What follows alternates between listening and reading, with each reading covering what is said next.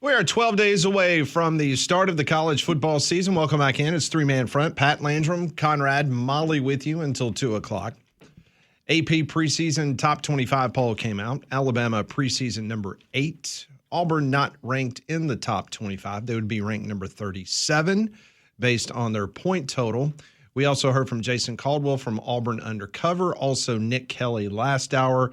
Phone lines are open, 1-800-239-WJOX. Well, this college football season, you need to go and check out Big Whiskey's because they are the place for great food of all varieties. They have a full menu with apps, salads, burgers to steaks. Their bar features unique cocktails, over 120 whiskeys, including whiskey on tap, and plenty of screens so you can catch all the college football or NFL action all weekend long. They also offer different food and drink specials for each day of the week. They have happy hour, and the kitchen is open late every night. So go in and catch the games on the bar, on the big screen, in the Stadium Trace Village off Highway 150. So I did not realize this, but the last 10 favorites to win the Heisman Trophy has not won the Heisman Trophy. Did not realize that. The last Heisman Trophy favorite to win it was Marcus Mariota in 2014. Oof. It had to I think be I him. hear Damien running down the hallway now. There's no doubt. In 2015, it was Boykin. 2016, it was Deshaun Watson. Darnold in 2017. Tua Tagovailoa in 2018 and Robbed. 2019. Robbed. Was the 18, preseason not 19. favorite to win the Heisman Trophy. 2 years in a 2 row. years, Conrad. Did not win it. Well, if his ankle and hip hadn't both snapped in half. Fields in 2020 was supposed to win it. He did not. Rattler in 2021. Oh, Oh, that's a funny one. wow. Stroud in 2022. Williams in 2023. And Carson Beck last year. I forgot Carson Beck was up. Yeah, that's I when forgot things. too. That's where things were going well. He was driving around a fancy car in downtown Atlanta. He had the world on a string, dating one of the Cavender twins. So I say his heart was in one piece instead of two.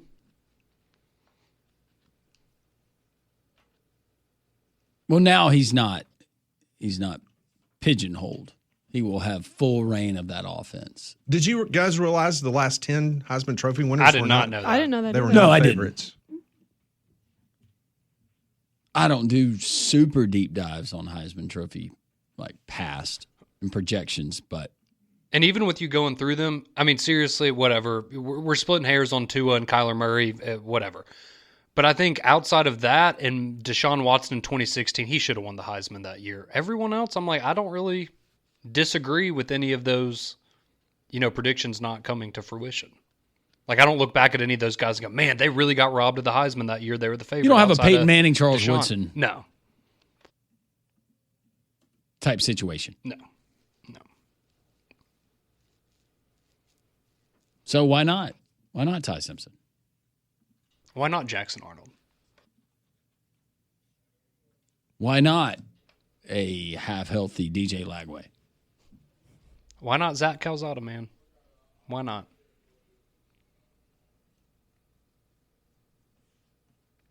You got to believe it first. Why not Diego Pavia? He's got a nice tux. I think there's a better chance that he wins the Heisman than Vanderbilt plays for a national championship. Well, I tell you, someone that's probably not going to be up for the Heisman Trophy, and that's going to be Joey Aguilar at Tennessee. Because based on the scrimmage reports from the weekend, that I'm just telling you directly from the people that were there, they said that the one that threw the ball the best during their scrimmage this weekend was George McIntyre, who was going up against the 2s and 3s. Colin Brazel picked off Joey Aguilar for a pick 6 at one point. Aguilar was described as the second most accurate passer of the day. And keep in mind, Joey Aguilar, a couple years ago, was going to give up football to be a fireman? Mm-hmm. Wasn't that what he was going to be? Yep. And now the guy that wasn't good enough after Nico left, so you had to go out and get Joey Aguilar's looking better in fall camp than. So how much do you think Aguilar. they paid Joey Aguilar? I'm hoping it's not a lot. I hope they got a good. Yeah, Tennessee Discount. social media this weekend, it was in full meltdown. They were not happy. Knowing that your heir apparent to Nico is your second best and you're throwing pick sixes. Maybe another reason why the Tennessee social media last week, they blurred out so you couldn't see Who the quarterback who was. the quarterback was that gave up the pick six in a practice. Well, they got questions at quarterback. That's not good because I don't hear a whole lot about their defense is supposed to be the best in the country. Mizzou had its second scrimmage of the fall this weekend. Not their first, but their second. They still have no idea who's going to play quarterback. That's always good. Mm-hmm. This is a theme we heard throughout the Alabama and Auburn scrimmage. The defensive line for the Mizzou Tigers dominated the second scrimmage. Tells me offensive line's not very good. Arkansas had a 140-play scrimmage. Good. That's a lot. Grief. That almost leads me to, wow, was it a really bad scrimmage and we're doing it again? But Taylon Green had a 62-yard pass to running back Mike Washington. Washington then had a 4-yard touchdown run. Washington also had a 40-yard touchdown run. 140 play scrimmage. That's one where after 70 plays, you tell everybody go in, get showered, put on fresh practice gear, and we're going to come out and we're going to do it again. Yeah, we're going to run it back. It was 1 versus 2s.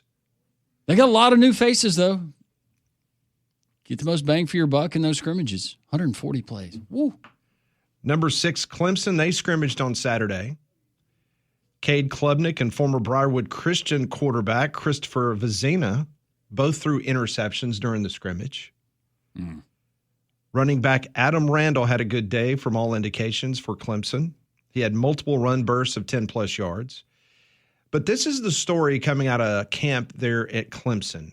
I don't know if this is a bunch of hyperbole, trying to get the LSU fans worried. I'm not really sure. But they said the wide receivers have looked very impressive during camp. Insiders say the group reminds them of what the Tigers had back in the day with Sammy Watkins and DeAndre Hopkins. Hey! It's pretty good. Wow, yeah. Uh-huh. Well, I mean, if you look at when they do the position rankings, it's Ohio State, Auburn, Clemson. Those are like the top 3 wide receiver rooms. All off season. So, You not buying that, Pat? no, I'm not saying that. It's just when you throw up those type names, that would be. You're setting people up to fail. It's like the equivalent of saying that the Alabama wide receiver room this year is the equivalent of Smith, Waddle, Judy, Ruggs, that group. You know, Yeah. it's pretty bold, very bold. Good for Dabo. Also over the weekend, this is pretty interesting. On August the 18th, Virginia Tech AD Whit Babcock, he is going to give a presentation to the Virginia Tech Board of Trustees on the future of Virginia Tech athletics and the support that is going to be needed by the university to keep Virginia Tech relevant. Public documents reveal that there's going to be 54 slides to this presentation, which cover 4 things: economics, new ACC revenue distribution, Virginia Tech's budget and resources. Currently, Virginia Tech has the 14th largest athletics department budget in the 17-team ACC. Ooh. The athletic director projects the financial status of the conference over the next 10 years. He says budgetary stressors continue to emerge with increasing coaching salaries, donor fatigue, and the impacts of the House settlement. He is not painting a very good picture for what Virginia Tech athletics is going to look like over the course of the next 10 years. And the whole discussion that they're going to have is, what is the university going to be willing to do in regards to help obviously offset the shortfall that athletics is going to have? He also pointed this out, and this is what made the headlines. He also pointed out, based on his figures, by the year 2030, the Big 12 will surpass the ACC in total revenue that each school will be getting.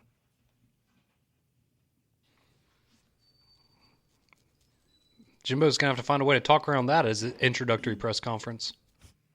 He also laid out in one of the slides the potential of the future of what it looks like.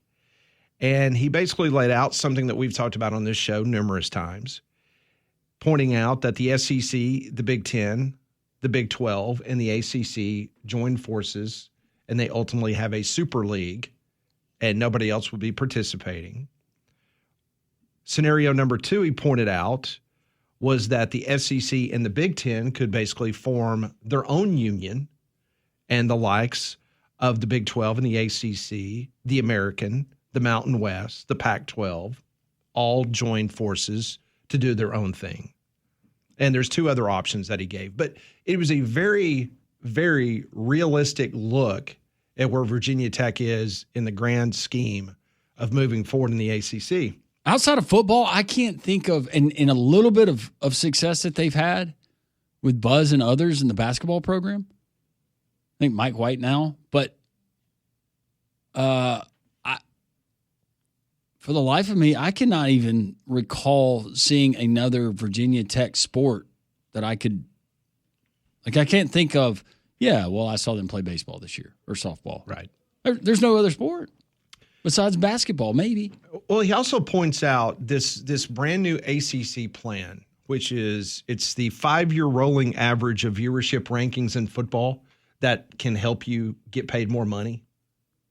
Remember Clemson and Florida State, they were the ones that were really trying to get that going. And he provides a chart, and it's pretty telling that from 2018 through 2024, it kind of alternated on years. Like in 2018, Florida State was the most viewed football program in the ACC. In 2019, 21, and 22, it was Clemson. Then in 23, it was Florida State, obvious reasons, going undefeated. And then last year, it was Clemson.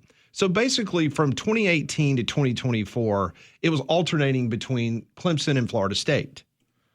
But from 2018 through 2024, the 3rd most viewed ACC football program, who do you think it was? Is it Virginia Tech? It is not. Okay, good. North Carolina. It is not. Georgia Tech. It is not. Louisville. It is not. Miami. It is. Every single year from 2018 through last season, Miami is the 3rd most viewed football program in the ACC. Well, Miami still has that cachet from what we remember, Miami being in the 80s, 90s, early 2000s. But also I'll give credit to Miami. They played some pretty cool non-conference games. They've had some pretty cool matchups in that time period. And see, and Babcock is pointing out the following, where they don't pay a lot for their coaching staff. The football program has been non-existent. So back in 2018, they were the 4th most viewed. In 2019, 4th most viewed. Then in 2021, they fell to 5th. They didn't even register in the top 7 in 2022 or 23 or 24. So they've just fallen off the map in regards, because we all know if you don't have a good football product, people aren't going to watch. Then if you're not going to watch, then they're not going to get paid a bonus by the ACC. Last year, Georgia Tech was the 4th most viewed football product in the ACC, followed by Louisville, North Carolina, and NC State. That was your top 7. Yeah. And some of it would have to do with your non-conference matchups, right? Mm-hmm. So when I think to Georgia Tech last year, of course, the game in Ireland. The end of the year game against Georgia. But yeah. Didn't they also play Notre Dame? Yeah, they played in Atlanta. Yeah, they did. Schedule helps too. But for them not to register? And what'd you say, 22, 20? The last 2 years, they have not even been in the top 7. In 2022, they were 7th. The year before that, they were 5th. The year before that, they were 4th back-to-back years. So he is painting a picture that I'm just putting words on what I've been reading, is basically you guys are going to have to step up to the plate and make a significant financial contribution to this athletics department for us to be competitive, or Virginia Tech could go the ways of a Marshall or someone else in having to play in smaller conferences. Yeah, I'm letting you know this collective group of money people before you start complaining and calling for my job and everybody else's job about why have we sunk so low when it comes to overall athletics. You got to pay to play these days. He says budgetary stressors continue to emerge with increasing coaching salaries, donor fatigue, and the impacts of the House settlement. But the Big 12 will catch and pass the ACC in 2030 with a new TV deal. Sounds like Virginia Tech. They need to find their next Frank Beamer would be easy, but their next Matt Campbell. Somebody who goes, has some success, never wants to leave. Cut my salary. You can't cut my love for the mountain. But see, it goes back to what you were talking about Virginia Tech. Like you could say that for a lot of different schools, that even the West Coast schools, whether it's California or Stanford, because they're so good in Olympic sports, that you could say that you came across something and you watched a Cal athlete or a Stanford athlete. I can't do that with Virginia Tech. No. Just like I can't with Boston College. No. That's another one. I'll say, Matt Ryan. Who else? Exactly. Tommy Castellanos. Great point. More three-man front on this Reaction Monday. We'll do some Pat Ponder's Worst Thing I've Seen later on in the program. This is Jocks. Three-man front on this Monday. Jason Caldwell talking Auburn in the first hour. Nick Kelly in the 12 o'clock hour. All of that, all portions of the show can be found there at jocksfm.com. The three-man front podcast AP poll. We've continued to discuss that. Is it debuted for the college football season earlier today? Alabama comes in at number 8. No Auburn. Auburn is ranked with others and coming in 37th with others receiving votes. How about our friends at Prize Picks? If you listen to the program, you've certainly heard me talk about Prize Picks, but Prize Picks is the best way to win real money this football season. Whether it's professional football, whether it's the college ranks, you need to know which players are going off, which ones aren't. You make your picks in less than 60 seconds, turn your sports opinions into real money all season long with our friends at Prize Picks. Prize Picks is the best place to win cash while watching sports. You can join millions of users like me and sign up today. It's really simple. Go to download the Prize Picks app today. Use code WJOX. You get $50 in lineups after you play your first $5 lineup. That's code WJOX. To get $50 in lineups after you play your first $5 lineup. You don't even have to win. They make it that easy. But it's not just football. It's all kinds of sports. And I'm looking tonight, and Conrad, I'm going to involve you, maybe Pat as well. Major League Baseball, professional baseball, if you will. Player projections. You're your Yankees. Boy, they are sizzling hot, aren't they? Something like that. Runs plus hits plus runs batted in combined 1.5 for Paul Goldschmidt. Ooh, for Paul Goldschmidt, I would go less. Okay. Pat, Wilson Contreras, same number. Runs, hits, runs batted in 1.5. More. Playing the Rockies. We're going to do that. Both of those hit. I'm a winner. You can be a winner as well. Download the Prize Picks app today. Use code WJOX. Make sure you use that promo code, $50 in lineups after you play your first $5 lineup. Prize Picks, run your game all season long. So over the weekend, speaking on Trials and Triumph with Freddie Stevenson, a podcast, Jimbo Fisher says he's enjoying time with his family since leaving Texas A&M, but he pointed out his track record as a head coach prior to how things ended in College Station. And he says that he still has fuel in the tank and he's ready for the next opportunity.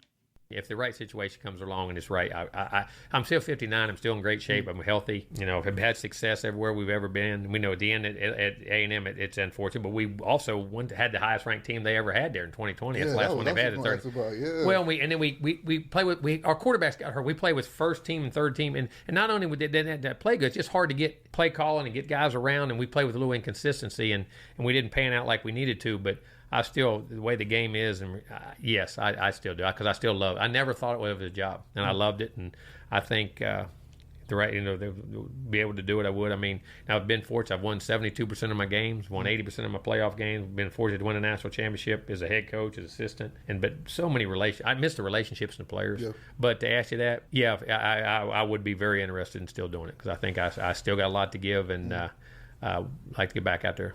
I really would. Man, I missed him. I missed these long, drawn-out answers.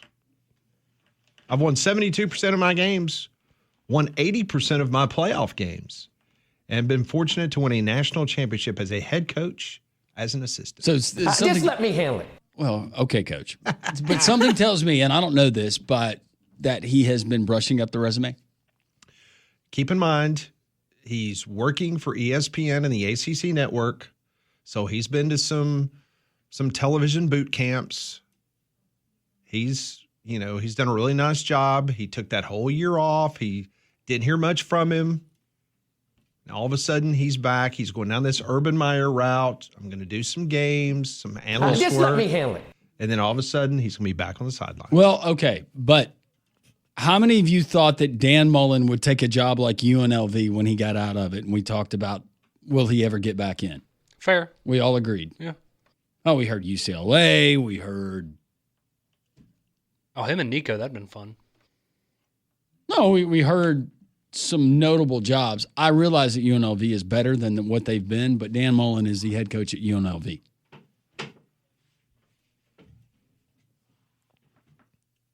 So I'm not saying people in this room, if you're riding around thinking that it's just something happens at West Virginia or whatever, that he would naturally be the first candidate that they call. I don't know if that's the case. He will get an opportunity. If he really wants it, he will get an opportunity to coach again. Sure he will. There are only a handful of people that can say, I have won a national championship as a head coach in college football, and he's one of, 5 guys right now that could do that are still trying to coach? Yeah.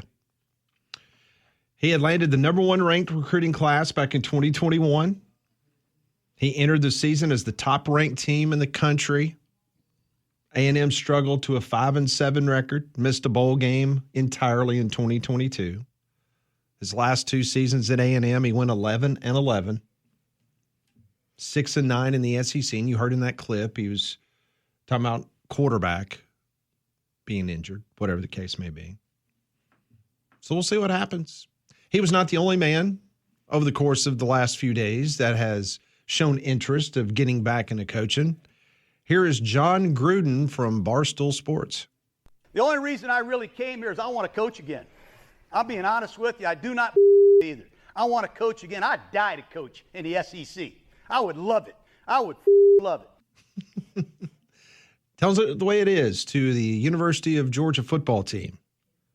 The former NFL coach who resigned back in 2021 amid the controversy over offensive emails that had come to light. He has now made it clear that he wants back on the sidelines. Don't think the NFL would probably touch him, but I definitely think the college game will.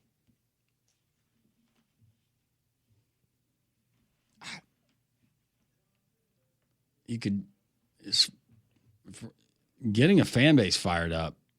Golly. I even think that you fire Joey McGuire at Texas Tech and plug him in with a guy like Cody, who's willing to write any kind of check for whoever, whenever. I mean, I'm being dead serious. Who would you rather hire at Texas Tech, Jimbo or John? John Gruden. John Gruden. I think I knew the answer, but seriously, if you are Arkansas and it goes south this year with Sam Pittman, I would have a serious conversation about that. And you probably could get Gruden at a lower rate. Yeah, you're not going to have to pay him $7 or $8 million a year. You could probably go pretty light on his paycheck because he wants to get back in. Yeah, just boost it with incentives. And since he said he wants to coach in the SEC, all right, here's your chance. It's pretty smart of him to do that. Absolutely. He knows what might be open in 6 months. Yeah. So, good for him. I'd like to see Gruden at a place, and I love Clark Lee, but a place like Vanderbilt. I could not imagine that personality at a place like Vanderbilt. It might work though. That would be worth the watch. Now him and Diego Pavia, I would like to see that interview.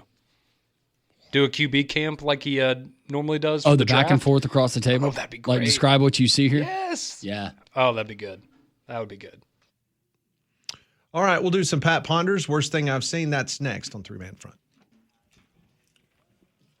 1:33 on this Reaction Monday. 1-800-239-WJOX. Courtesy GMC text line 205-834-9450. Coming up, we'll do some Pat Ponders to start the week.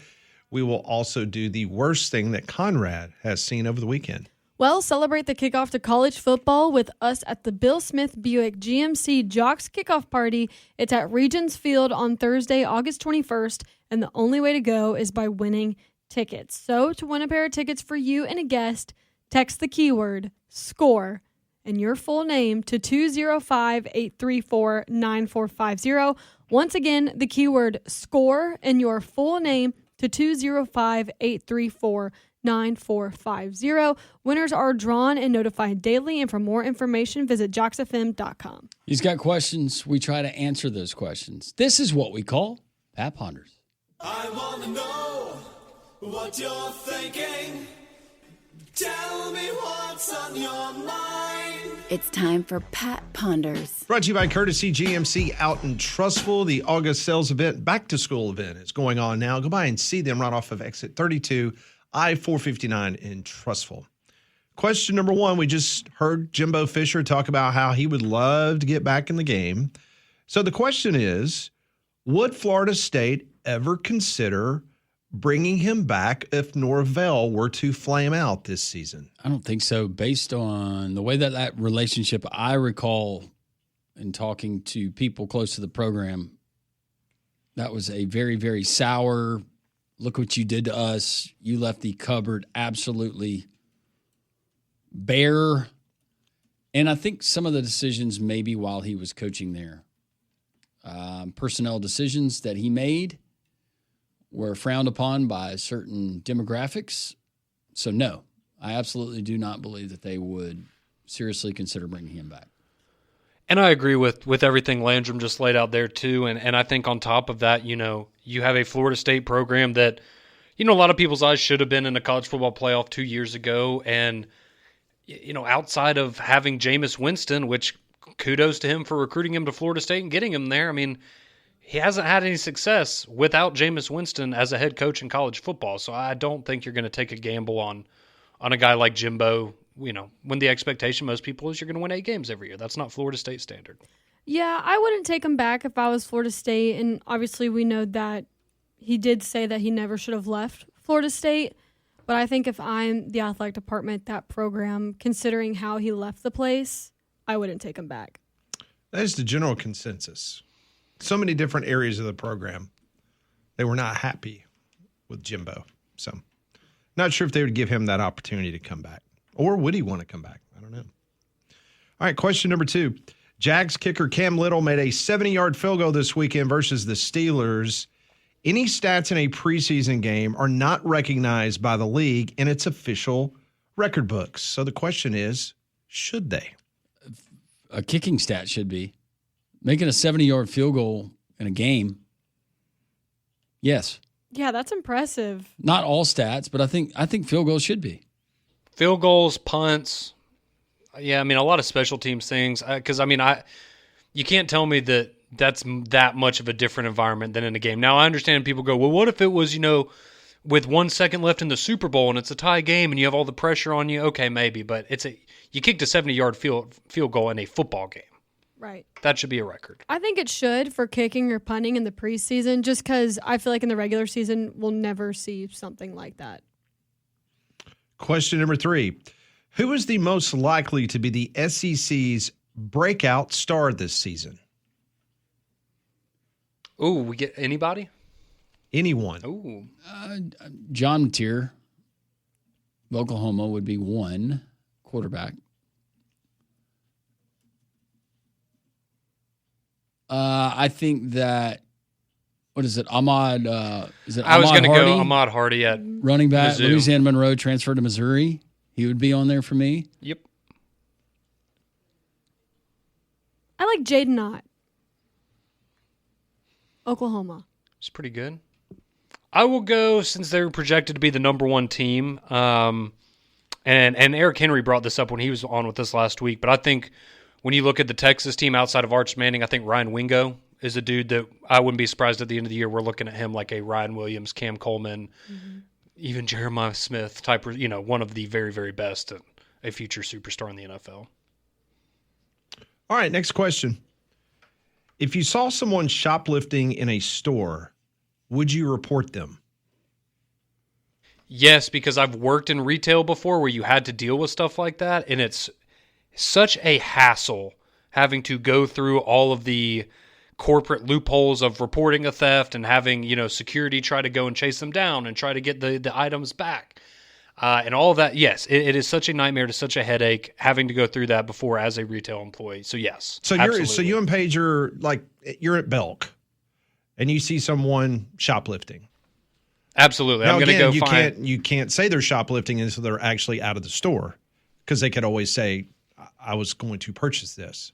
So they walk out of the store and they have it. You immediately go to a cashier and you say, "Hey, that dude just stole something." Yeah, and I would probably, because I guess like you said, technically it's not shoplifting until you walk out with it. I would just casually say, "Hey, I just wanted to bring this to your attention, not to make a scene, but I saw so-and-so over there just put a shirt in their purse. Maybe keep an eye on them before they walk out of the store." Oh, so you would go that far? Yeah. Well, yeah, if I see somebody put an item in a bag or inside of a coat, I'd say, "Hey, just, And you're going to make it a woman. Keep an eye on that person." It's doing the shoplifting. Sorry, he, she, Misogynistic whoever. jerk. Disappointed. Sorry. Okay. Here's a question. This is a very pat question as a follow-up to that question. You see a mother. Oh, we're doing the whole loaf of bread thing. No formula. You doing it? No. I don't think I am either. And I'm actually probably going to follow her out and ask if I can help. Okay, so back to my question. Okay, yeah. What do you do? I think a form tackle right there in the middle of the parking lot. No. I do. Get sued for hurting. That's right. Yes. And probably hurt yourself. And you go to jail for assault. Yes. It's always fun. And then that fine store has to pay a $3 million buyout to that customer that just got tackled in their store. Thanks to Landrum. Yeah. No, but I do hate a thief. I hate I would report it. Yes. Yeah, stealing's wrong. I'd say something. Okay. All right. What about you, Pat? I wouldn't. I wouldn't Really? say anything. You just not my business kind of attitude? Seen too much stuff go wrong. Like, no thanks. That's true. Back to Conrad's point, now a lot of these retail stores, you get fired for even saying anything to someone. Yeah. Oh, yeah, the Lululemon store. Oh, yeah, that's true. Mm-hmm. It's not just that. I mean, there's grocery stores, and you see these crazy stories across the country where somebody's trying to just help out or say, "Hey, excuse me." But Yeah. I can see the other side of it too. You never know how desperate someone is if they're willing to walk in and. Fair point. We have Now an we know- outdoor store here close. Well, now we know that Conrad's a narc. So if you ever see Conrad at a Conrad's a shopping mall, narc. Thought we were calling that being a good person, but I guess not. I apologize for offending you with my morals. All right, fifth and final question of the day. It's from BB.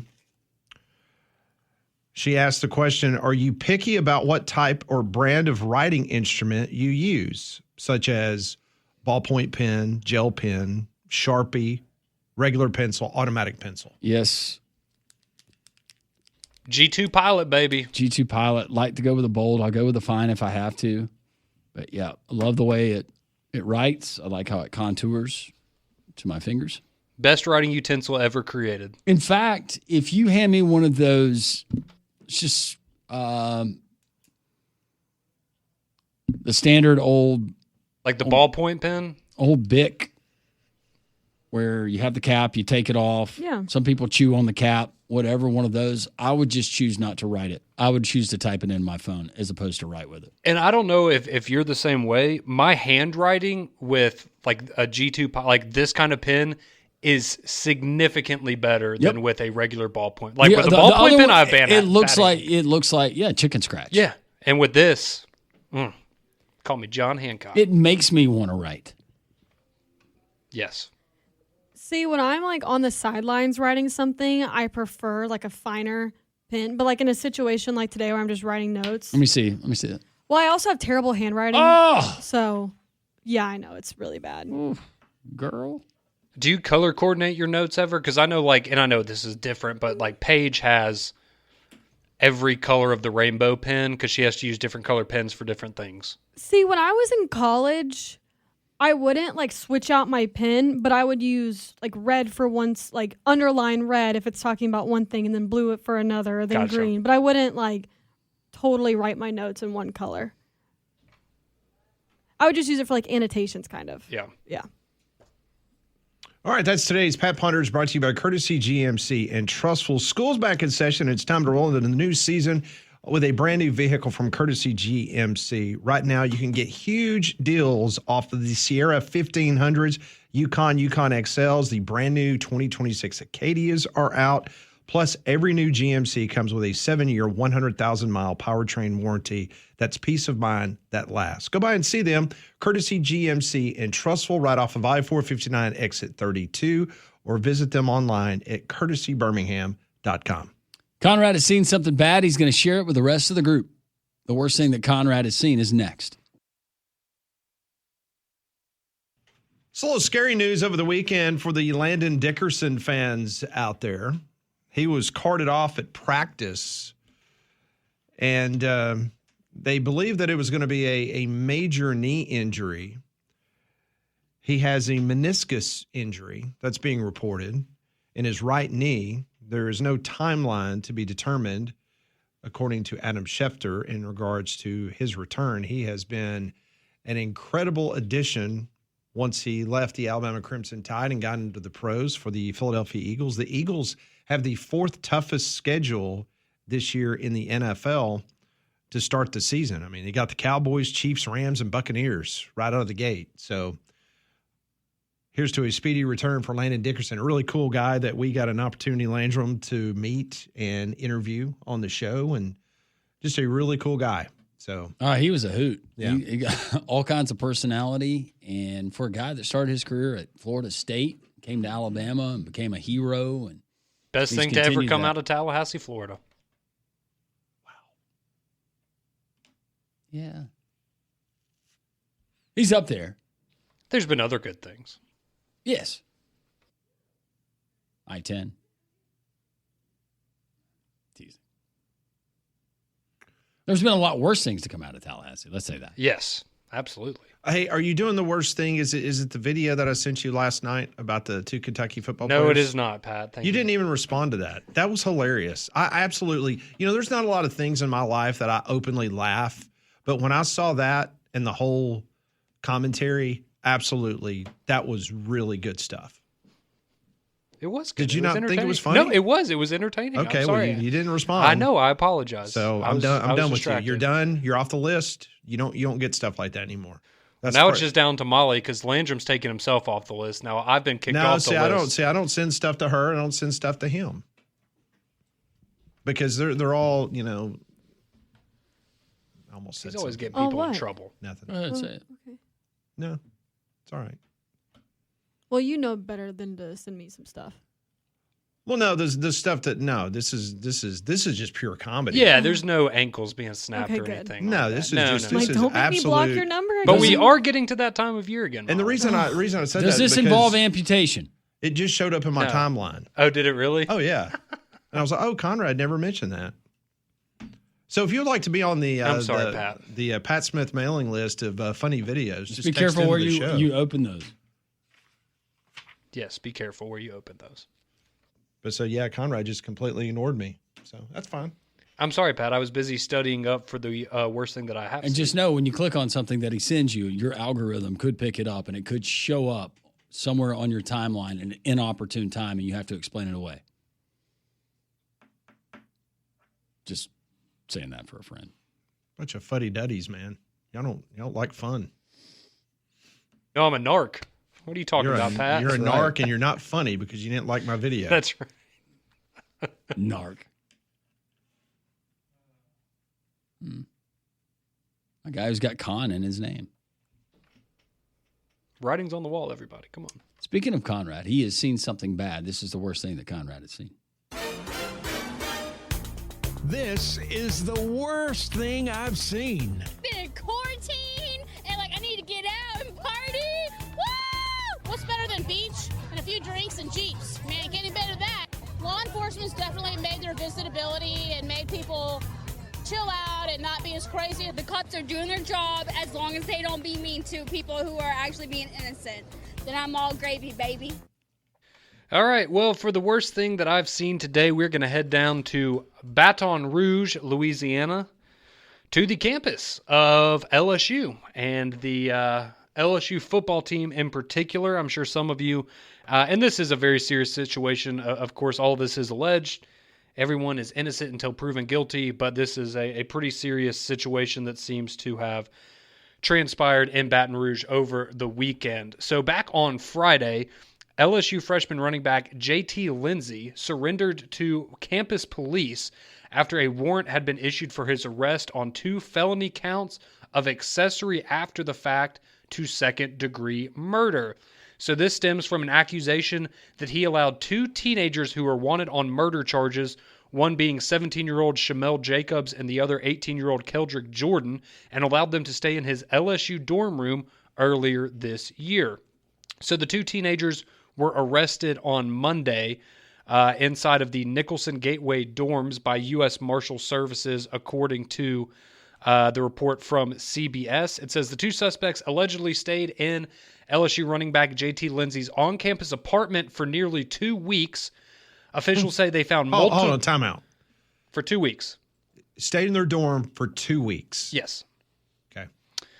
Officials say that after searching the unit, they found multiple firearms, including 2 AR-15 rifles, a Glock, and a Draco, which is a AK semi-automatic style pistol, for anybody that's not familiar there. So just a little BB gun.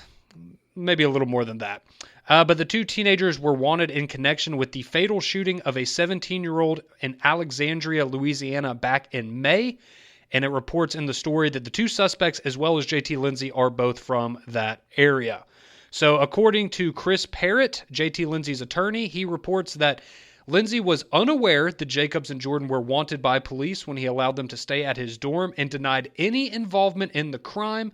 However, an arrest warrant alleges that Lindsey knew the suspects were wanted, citing an interview with one of his associates. According to a spokesperson from LSU, the team is aware of the situation but has declined further comment out of respect for the legal process, and JT Lindsey has been suspended from football activities pending the resolution of the investigation. So that's the latest from Baton Rouge, but certainly not a good situation there when you have allegedly a member of the LSU football team harboring For 2 people weeks. that are wanted for murder. Yes, Pat, for 2 weeks, along with multiple firearms. Not a good situation. So you knew that they were wanted. You just didn't know what they were wanted for. And they're going to stay there for 2 weeks. Again, innocent until proven guilty, but what'd you talk about for 2 weeks?